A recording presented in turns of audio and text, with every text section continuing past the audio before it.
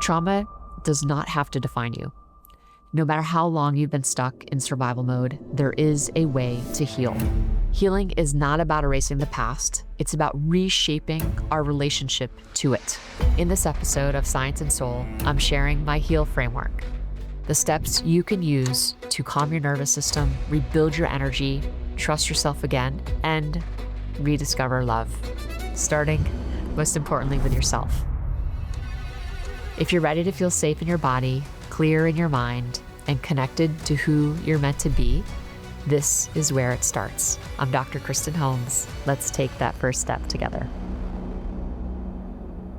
The more of you that hit like down below and subscribe to the channel, the more we can grow this community and bring even more enlightening topics and conversations your way. Your support is so appreciated. Thank you. Today's episode is about moving beyond mere survival and stepping into a place of true healing. I think to start, we need to ground ourselves in the model.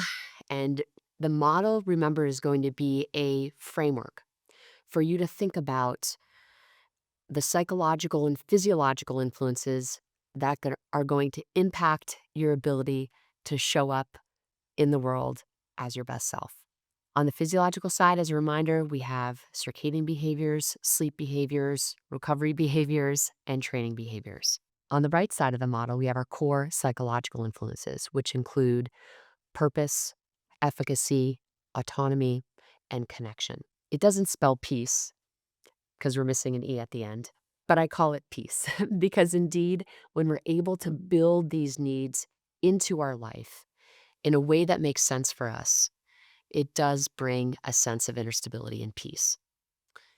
And you can think of peace as an entry point to be able to build your psychological health.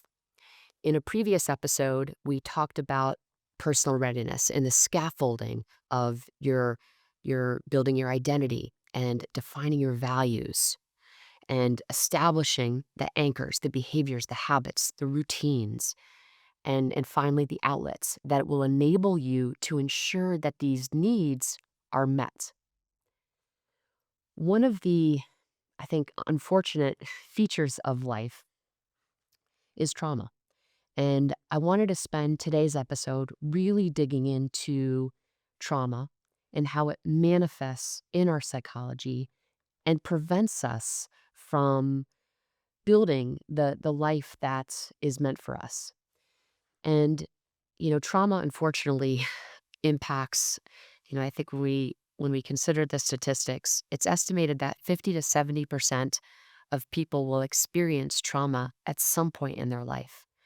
So trauma will impact all of us, whether it is an event that we experience or an event that a loved one experiences.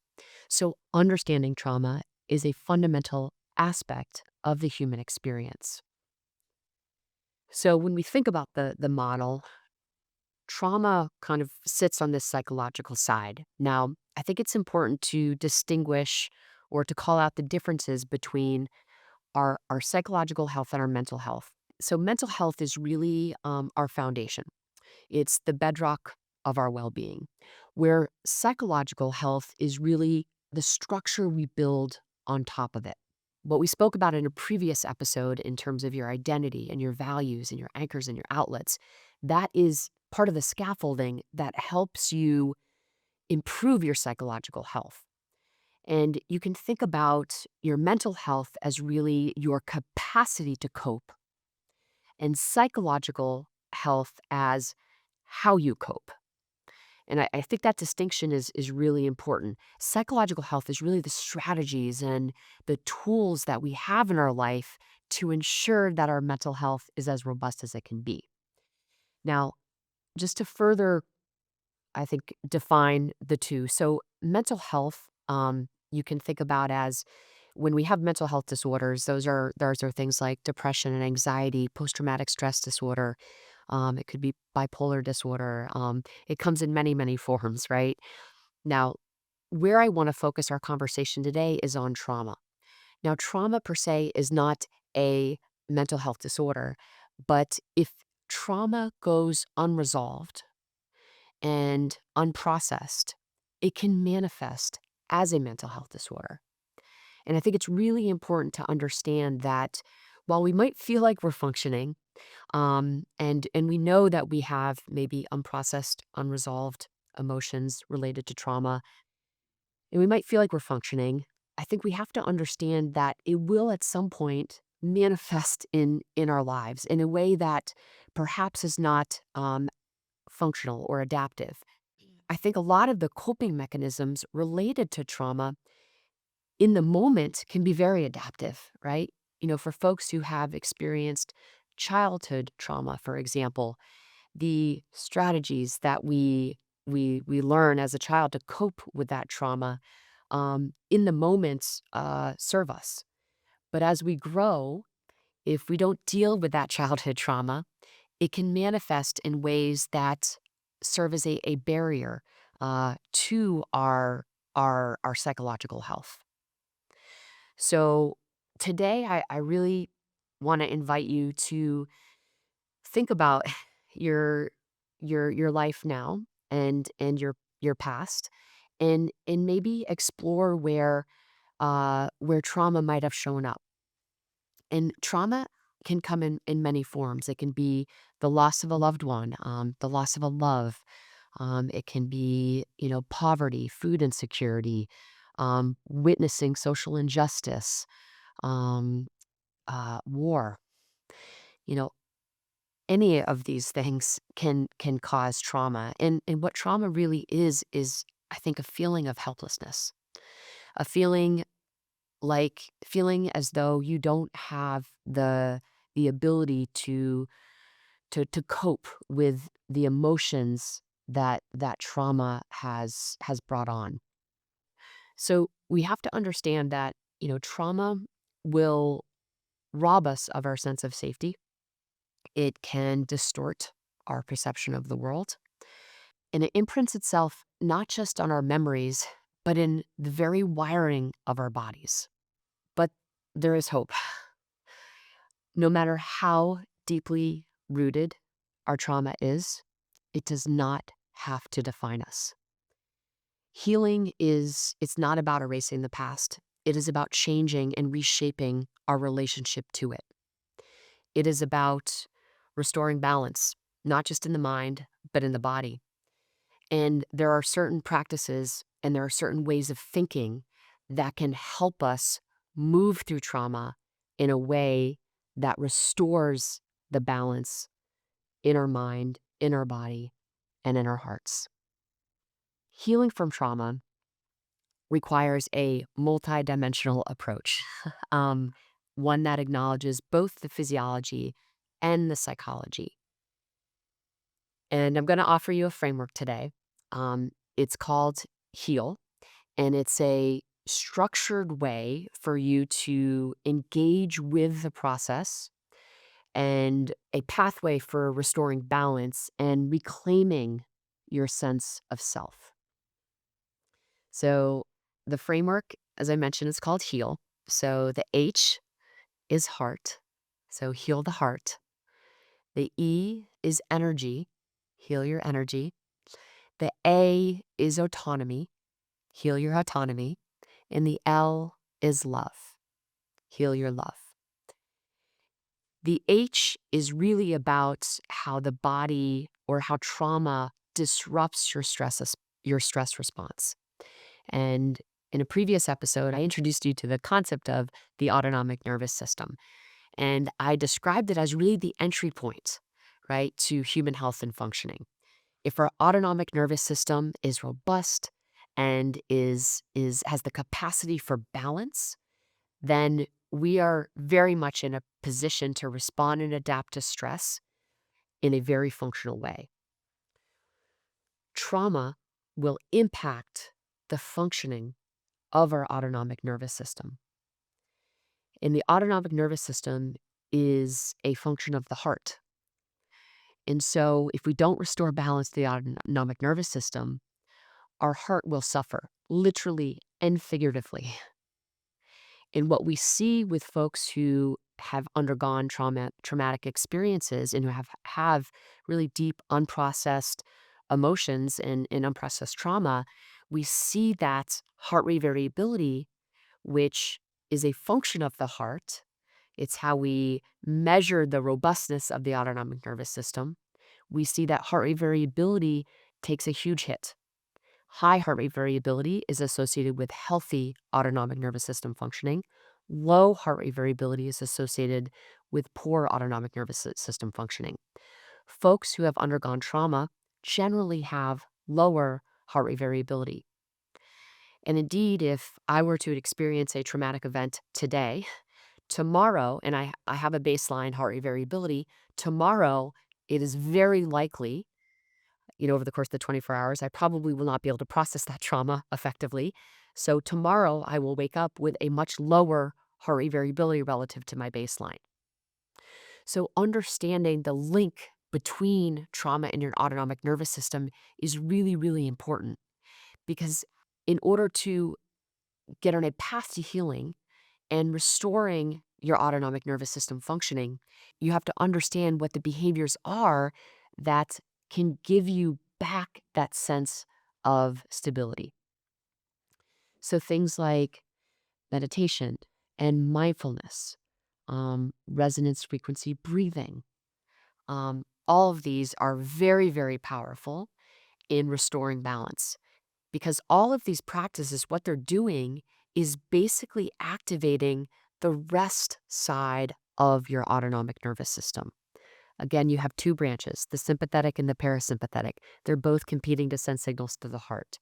When you are recovered and restored and healthy, your body's going to respond to both inputs equally in a balanced way. When you are struggling mentally, physically, emotionally, your sympathetic nervous system is going to dominate. And this is because your body doesn't feel safe. And that's exactly what trauma robs you of, is safety. So mindfulness, meditation, resonance frequency breathing, walks in nature, journaling, naming your trauma, naming your emotions. We call that affect labeling. All of these techniques are going to help restore a sense of safety in your autonomic nervous system, in your heart. Healing is a very active process. You need to engage with emotions.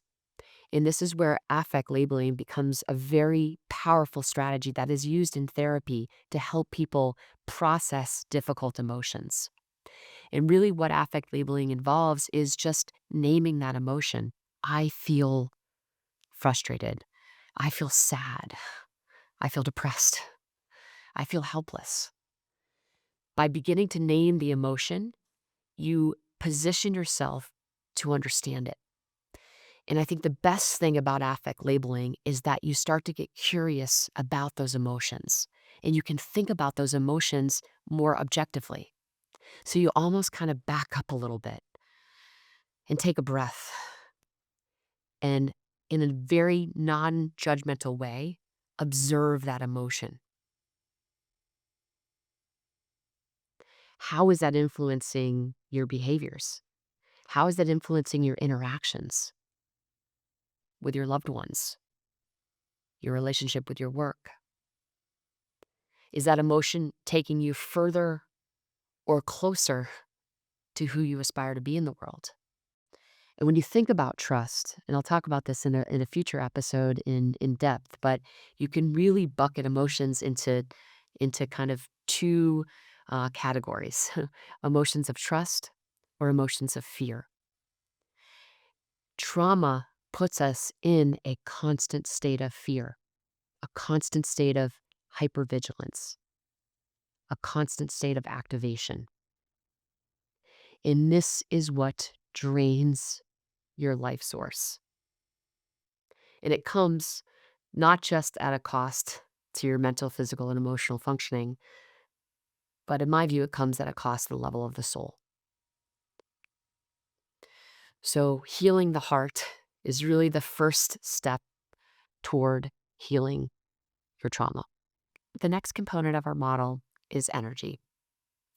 And energy, healing our energy, is really about understanding that trauma will deplete our body's energy reserves. And this is going to affect, obviously, our autonomic nervous system, which I just discussed, but it's also going to impact our mitochondrial health. So many of the same things that are going to restore autonomic nervous system will also positively impact your mitochondrial health. So when we think about this at a very basic level, we need to try to get our sleep back online. Trauma can disrupt sleep. One of the ways to position ourselves to get a good night's sleep and to fall asleep at regular times is to think about our relationship to light. Light has an enormous impact on our mitochondrial function. During these times where we're struggling, we want to make sure that we're getting as much natural light as possible. So when you wake up in the morning, if you can, try to set an alarm at a time that you can adhere to as consistently as possible. Wake up at that time and bathe yourself in natural light. Go outside for a walk. Do everything that you can to get some natural light. Even if it's cloud covered, and I know some folks live in parts of the world where the sun doesn't come out that much, it's okay. Even that photon energy from cloud cover is going to have a really important impact on every cell in your body. Okay. And understanding, of course, that, your mitochondria are the powerhouse of the cells, right? So that light really feeds the powerhouse of our cells. So we want to try to impact that as much as we can. And then throughout the day, even if we're feeling, you know, low, lots of times when we're dealing with trauma, we're going to feel depressed. We're not going to feel quite like ourselves, and getting outside might feel like a really big task. But if you can just, find one time during the day just to spend 5 minutes on the porch, 5 minutes just outside, sitting on a park bench in nature, that will do so much for your mental health. Being in nature, and I can't underscore this enough. There's so much evidence in the literature that supports our interaction with nature and how that impacts the cells in our body. Not to mention, it is going to put us in a parasympathetic state where we are actually able to deactivate. And again, folks who are dealing with trauma are chronically activated. So you need to do everything that you can, again, to try to restore that balance. So you have to actively seek moments where you can deactivate your nervous system. Oftentimes during the week, me included, it's harder to find those times to get outside and get in nature. But on the weekends, you should double down on it. Spend as much time outdoors as you possibly can. This, again, will really help you process some of these emotions. It might seem like they're not connected, but I promise you they are. The other component to mitochondrial functioning that's important, and again, if we go back to getting the sleep that we need, after the sun goes down, we want to start to dim the lights. We need to tell our body that it's time to wind down. And the things that I'm talking about are even more important when we are in a situation where we're dealing with trauma, or we are in a moment where our mental health feels compromised. These strategies around light in particular become even more important to deploy because we're sensitive, we're vulnerable. So we need to make sure that we're doing everything we can to kind of help ourselves. And we know that in order to fall asleep and stay asleep, telling our body and sending the signals to our body that it's time to wind down is so critical. So after the sun goes down, we want to dim the lights in our home environment. And in the lead up to bed, so let's say we want to go to bed at 10 o'clock, around 9, we want to really make sure that we're cutting the light from our screens. So, dimming as many lights as we can. Even taking time away from a screen can be really helpful. Engaging with your loved ones, if you've got kids, snuggling with your kids, reading a book to your child, maybe reading a magazine or a book, making some warm tea, taking a hot shower, any sort of routine that makes you feel relaxed and safe is a routine that will help you sleep. Another strategy that is so powerful, and it's related to our affect labeling that I just described, but it's just really scheduling or writing down your worries. And this is where journaling is also such a powerful modality that can restore a sense of safety in the nervous system. And because you're kind of getting out the things that are on your mind, right? And if we don't put them on paper, sometimes they end up just, staying in the crevices and the neural pathways, and become can kind of overtake our system to a degree. So when we get it out on paper, it won't necessarily decrease their importance, but almost allows you to look at it, things that might feel problematic in a more objective way.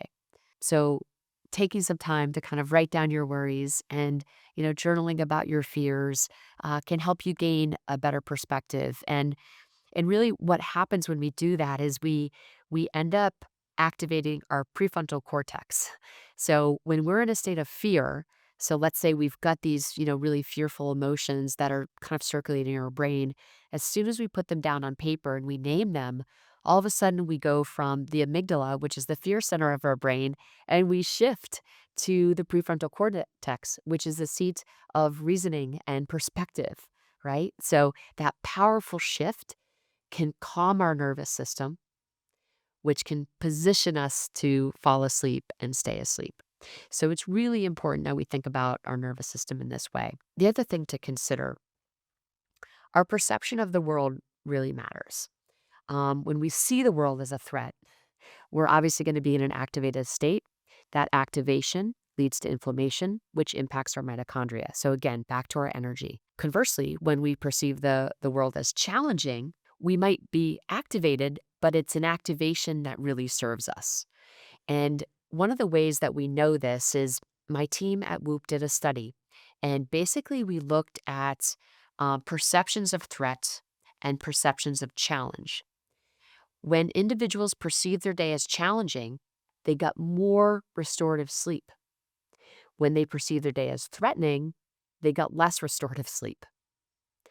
So we need to think about, how do I do everything that I can to frame my perceptions of the world in a way that is challenging versus threatening. And again, when we think about healing, it's a very active process. We need to participate in it. And our patterns of thinking shape our biology. They impact us at a cellular level. And that impact is going to manifest in our sleep, which we know is so core to both mental and psychological health. So, a really helpful framework for shifting from threat to challenge is, number one, to identify the source of the threat.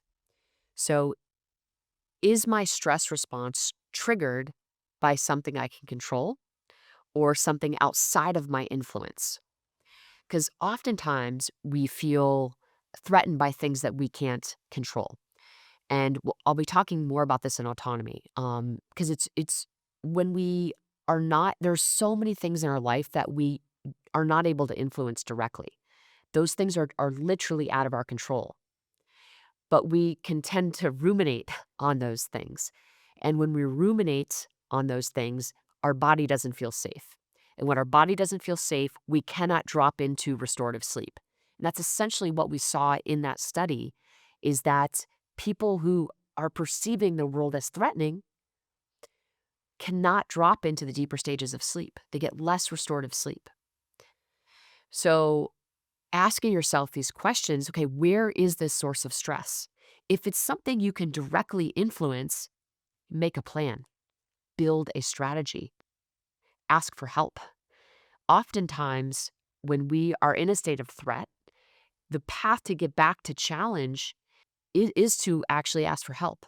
Because oftentimes, a state of threat is due to a lack of efficacy, which is, again, one of our core psychological needs, right? So, a path to efficacy, feeling a sense of self efficacy, is indeed having the skills and resources to do the things that you need to do. When you do not feel like you have the skills and resources, that is, you feel helpless, you will get yourself into a state of threat. And again, the downstream effect on the mitochondria, on the autonomic nervous system, okay, on our sleep, it all becomes very apparent very quickly. So, shifting from threat to challenge is a really powerful skill. One of the most important skills I think that we have, that we need to develop or cultivate as human beings. I think about this with my children all the time, and it's identifying, all right, if I'm in a state of threat, what can I directly influence? What can I influence? Okay, making sure that it's very clear. For the stuff that I can influence, what is my plan? And all of a sudden, just making a plan, okay, tomorrow I'm going to ask for help to do this. All of a sudden, we downregulate, we deactivate the nervous system, and we get our body back to feeling like it's safe.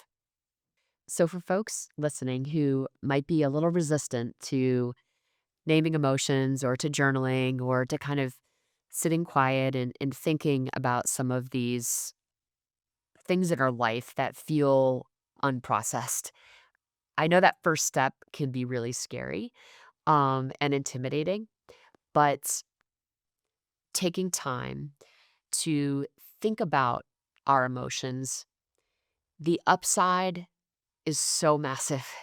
You start to build self awareness, and that self awareness puts you in control of your thoughts, your patterns of thinking. Because so much of what we think about and what goes into our brain is utter nonsense, right? And that's not necessarily a bad thing, but the more aware we can be of our thoughts and whether those thoughts are serving us or not is such a powerful source of insight and truly the path to autonomy, which I'm going to talk about next. So when we think about how do I gain more control, more agency over my life, being able to regulate your emotions is so central to that. And understanding that the degree to which we can regulate our emotions will have an immediate direct impact on our physiology. These two are intertwined and they work together. And so when we are not able to regulate and process emotions in a functional way, our physiology takes a hit. And you might not recognize this immediately, but what happens when we have unresolved trauma is that what happens is we build what's called allostatic load. And this is just the general wear and tear on your body. And when we are healthy, we're able to wear and tear and then rebuild. Wear, tear, and then rebuild. When we are not dealing with our emotions, we wear, tear, no rebuild. Wear, tear, no rebuild. And what happens is we end up essentially adapting to a lower level of functioning mentally, physically, emotionally, and spiritually. And where this becomes really dangerous is that these unprocessed emotions that you think you're too busy to deal with, okay, end up putting you in a situation of allostatic overload. Allostatic overload is basically the basis for accelerated aging and disease. So while you think that the unprocessed emotions are not impacting you, they are. There's this subtle undercurrent, and that subtle undercurrent is what is keeping you from being the person you aspire to be. When I started at Whoop, there were just 50 of us. Now we're a team of over 500. Over the years, I've been asked so many times about how we find people who care about our mission as much as we do. Because at Whoop, we are a collective who are deeply committed to optimizing human performance. A critical part of that mission is building a team that embodies drive, adaptability, and a shared commitment to excellence. So when it comes to finding the right individuals to join our mission, getting it right isn't just important, it's foundational to our success. That's why whenever we're hiring, we use LinkedIn, who's the sponsor of this podcast. LinkedIn has and continues to simplify the hiring process, helping us craft job descriptions, post opportunities for free, and connect with top tier candidates using real data insights. Even when our team logs off for the night, LinkedIn continues to work away in the background, identifying the best talent, leaving us to focus on advancing our mission. It's hardly surprising that more than 2.5 million small and medium-sized businesses use LinkedIn to hire. If you want to discover your next exceptional team member or post your next job for free, head to linkedin.com/soul. linkedin.com/soul. So you can find your next A player. Terms and conditions apply. I've got exciting news to share about the company I work for and our show sponsor, Whoop. We have just launched the all-new Whoop. I have worked at Whoop for 9 years, and I could not be more excited about this generation. It's 7% smaller and now has 14 plus days of battery life. 2 weeks without having to charge this. Whoop medical grade now includes heart screener with on-demand ECG readings, meaning you can check in on your heart at any time and share those results with your doctor. The Whoop app also now includes a brand new feature called HealthSpan. And what HealthSpan does is it basically is an entry point into coaching in that it will show you exactly how your daily habits impact your pace of aging. Whoop is designed to help you improve your performance, longevity, and overall health. Visit join.whoop/science to try out the all-new Whoop and get a free month on me. That's join.whoop/science now. Healing your autonomy. And one of the core features of trauma is it disconnects us from ourselves. And again, in the short term, that can feel adaptive. We become a bit numb, physically, mentally, and emotionally. And that numbness kind of allows us for a time to put one foot in front of the other. But at some point, we have to address that pain. And this is where autonomy comes in. And it's really about recognizing that we are not going to be able to exert control over everything, right? That's not what autonomy is. Autonomy is really about the ability to discern what is worthy of our attention. And I think the once we go down the path of actively engaging with our emotions and processing our emotions, we start to dismantle that numbness. And that honestly is really quite a painful process. But that numbness is what keeps our body locked, frozen, paralyzed, right? That's really that fight or flight, right? That's the body's response to trauma. That, all right, we're going to stay in this really activated state. We're going to keep you kind of numb so we can move through this trauma. But what's happening is you're not actually moving through the trauma. You're staying stuck in its grips. And that's where reclaiming your sense of self is so central. And like I said, this reclaiming sense of self and moving away from the numbness, sitting in the pain is so hard. It's not easy. And working with a therapist is so central. And honestly, for me, this is that is the only way I was able to move through some of my own trauma from my childhood. Um, is recognizing how that was showing up in my adult life, and recognizing that I was really trying to outrun the pain with being relentlessly busy and taking on a gazillion things, and functioning to a degree, but really being numb to a lot of other parts of my life. And what trauma does is it really robs us of that joy. And, you know, joy is really where that deactivation can occur. And if we're not feeling joy and we're not feeling presence and we're not feeling connection, we are going to remain in that chronically activated state, which I just outlined comes at a huge cost. So, one of the mechanisms that was really powerful for me personally to reclaim my sense of agency was certainly therapy, giving me a better perspective on my trauma. So that was a really important stepping stone. And then every day, I practice moments of solitude where I'm by myself. Because I think what happens in trauma is your inner voice becomes inaudible. We can't hear it. And one of the core features of trauma is we don't trust ourselves. So, of course, we're not going to want to listen to our inner voice because we don't trust it. So, you have to actively re engage with that inner voice. And I think for me, the only way to really do that was to sit in silence, in solitude, paying attention to my thoughts.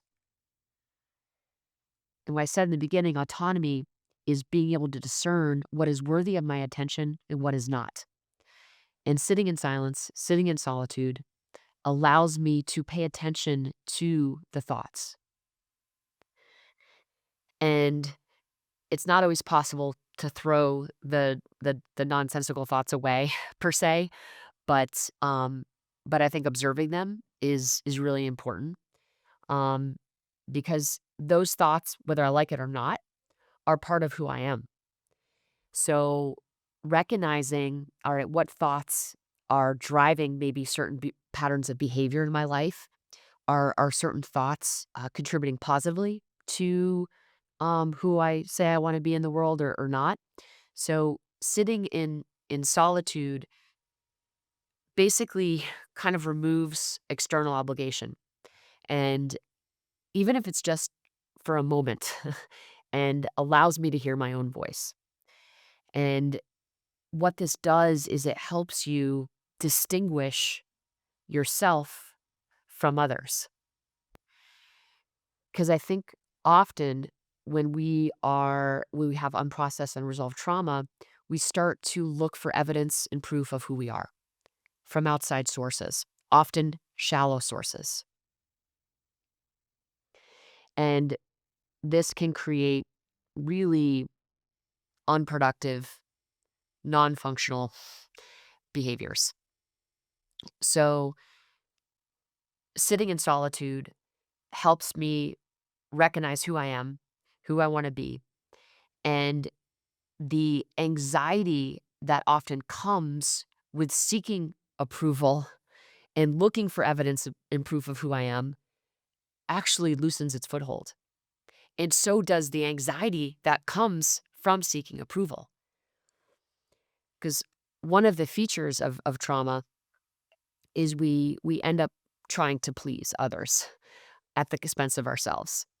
And and and as a result, we get further and further away from our own needs. So sitting in silence um, is I think such an important practice to reclaim your sense of autonomy, your sense of self, so you can step out into the world with firmer persuasion. We're going to talk about love, healing your love. And I thought I'd lead with a poem from an Irish poet and philosopher. His name is John O'Donohue. And he captures this, I think, transformation of healing your love really beautifully. When we love and allow ourselves to be loved, we begin more and more to inhabit the kingdom of the eternal. Fear changes into courage, emptiness becomes plenitude, and distance becomes intimacy. Attachment theory suggests that our early relationships with caregivers are going to shape our fundamental beliefs about love safety, and belonging. And that's why dealing with unresolved trauma from childhood is so, so important.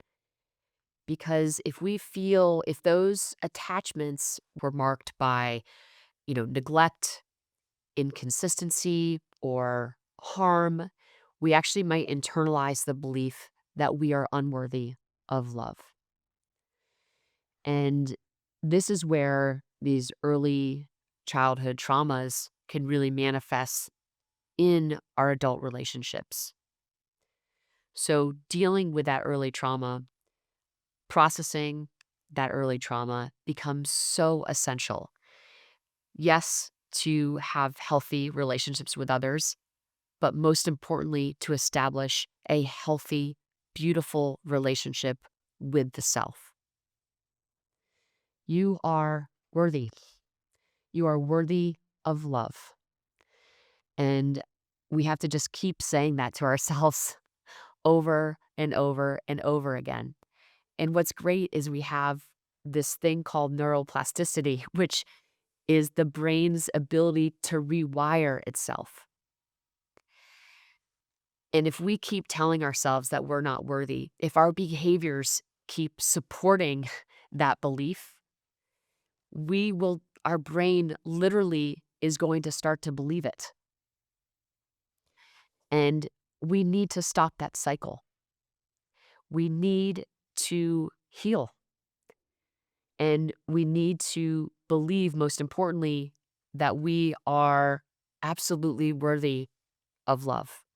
I think when we acknowledge these buried memories of abuse or whatever might have happened in your life, we actually position ourselves to engage with what I think is one of the most important aspects of self love, and that is forgiveness.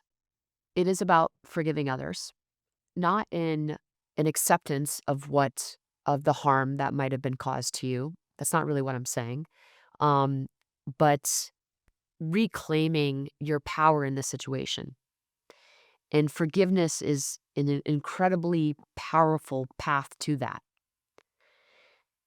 But I think that's secondary. First, you need to forgive yourself. And when we forgive ourselves, it's an act of defiance against the pain that sought to define you for so long. That's what forgiveness is. And the path to forgiveness is, again, none of this is really easy, but working with a professional to get to a place where you can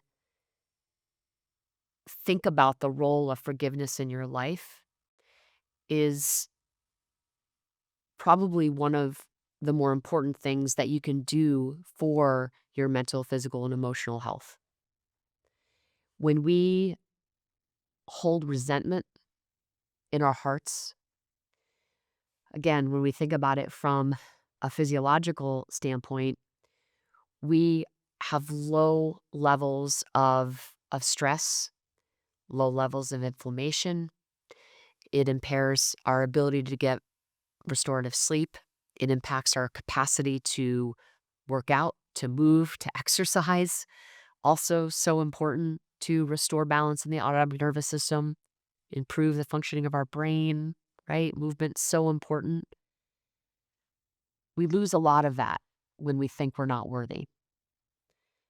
And forgiveness really is the ultimate path to reclaiming agency, to begin on a path of self-love. And once we start to heal the self and recognize that the self is worthy of love, we are able to then recognize connections that nurture and support the person we want to be in the world. When we do not love ourselves, it is virtually impossible to recognize what we need in a relationship. It's so easy to get into relationships where we think that the other person is going to resolve or fix an aspect of ourselves that is missing. And not to say that we ever come into a relationship perfect. That's never going to happen. We're always a work in progress. We're always evolving and changing and growing. But as it relates to self-love, we will we need to have a sense of inner completeness and a sense of inner stability in order to contribute to a relationship in a way that will yield a positive connection, a healthy connection. So healing your heart, healing your energy, healing your autonomy, and healing your love. I hope you feel like this is a framework that you can lean on in times where you're trying to think more clearly about your emotions and how those emotions are serving you and how they're showing up in your life, and to the degree to which you are able to process them. And if you can't process them, understanding why that might be. I really do hope that this allows you to step into your wholeness in a way that feels really good, and excited for you to dig into those questions that are in the episode description.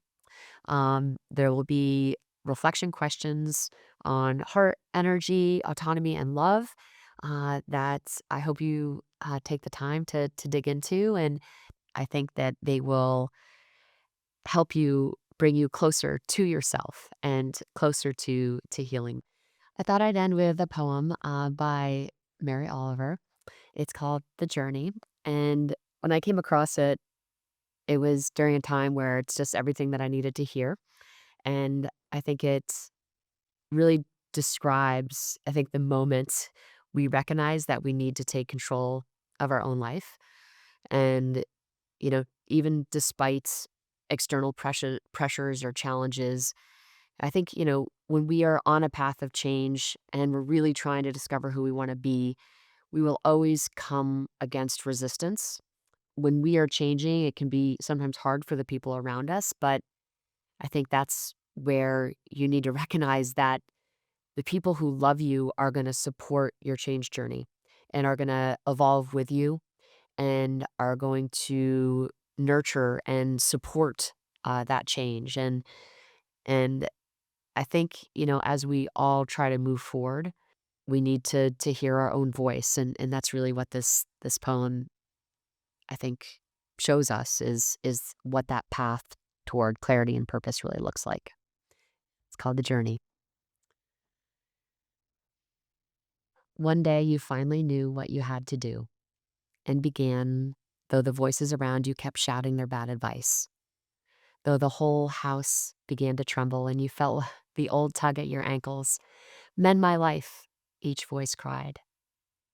But you didn't stop.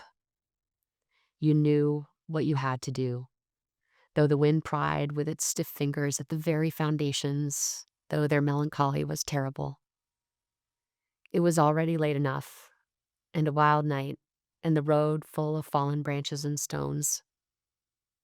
But little by little, as you left their voices behind, the stars began to burn through the sheets of clouds, and there was a new voice, which you slowly recognized as your own, that kept you company as you strode deeper and deeper into the world, determined to do the only thing that you could do, determined to save the only life you could save. I want to take a second to talk about our sponsor, Huel, and one of their products that has been game-changing for me. Most of you listening will know that the food we put in our bodies impacts how we perform. Our energy levels, ability to stay focused, to recover, all of it is dictated by our nutrition. But for many of us, we're short on time, and time is often one of the biggest barriers when it comes to eating well. For me, between my job and launching this podcast and my family, there are days when I feel like I only have minutes to grab something to eat. On those days, I have Huel Black Edition ready to drink. Firstly, because it's a balanced meal with 35 grams of protein and 27 essential vitamins and minerals, and it's low in sugar. Secondly, it tastes like a milkshake, and it's hardly surprising that Huel has sold over 500 million meals. If you've never tried Huel, take this opportunity and get 15% off by visiting my.huel.com/Kristen Holmes and use code Kristen. You'll get a free gift with your first purchase. Terms and conditions in the description.